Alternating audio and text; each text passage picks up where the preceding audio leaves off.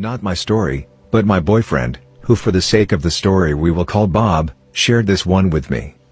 When he was about 8 to 10 years old, he isn't sure of the age, he would receive calls on the house phone from some mysterious guy. The guy would call when Bob was the only one home, before his brother who was 3 years older than him would come back from school and when his parents were working. This guy would curse Bob out and tell him to shut up and to do whatever I say. The guy told Bob that he knew where he lived, he knew where Bob's parents worked and he knew that Bob was alone. The guy told Bob that if he told anyone that he was calling Bob's home he would kill his parents or him. Guess whatever was more terrifying that day.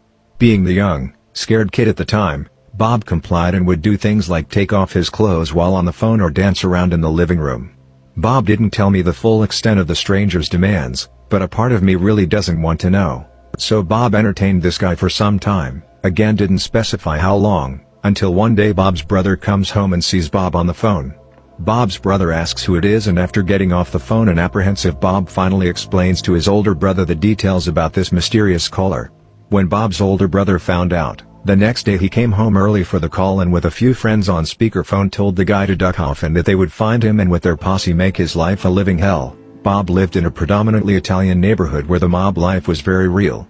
After they confronted the guy on the phone, the calls stopped and they were never harassed again.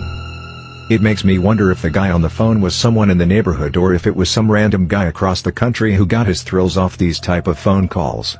Bob hasn't really gone into much more depth about the nature of these calls and everything I've stated above is all the information he has given to me.